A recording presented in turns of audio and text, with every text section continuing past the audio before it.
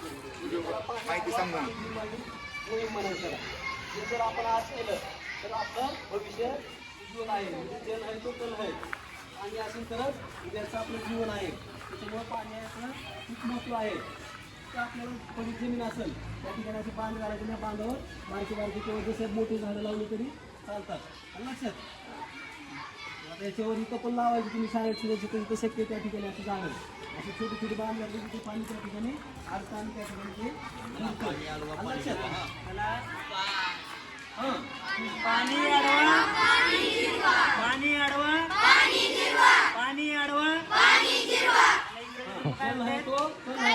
हाँ, जल है तो जल है तो आणि फ्लॉक वॉटर तुम्ही म्हणायचं drain water. Flock water flock water flock water. पाणी अडवा पाणी जिरवा या उपक्रमांतर्गत जे पावसाचं पाणी असेल जे की वाहून जात असतं त्या पाण्याला अडवून आपल्याला झाडे लावून त्याच्यामध्ये बागेमध्ये भाजीपाला असेल, फळबागाचे असेल तर किंवा फुलबाग असेल तर तिथं फुल आणि फळांचे झाडं आपल्याला उगवता येतात आणि त्या पाण्याचा सदुपयोग आपल्याला करून घेतो.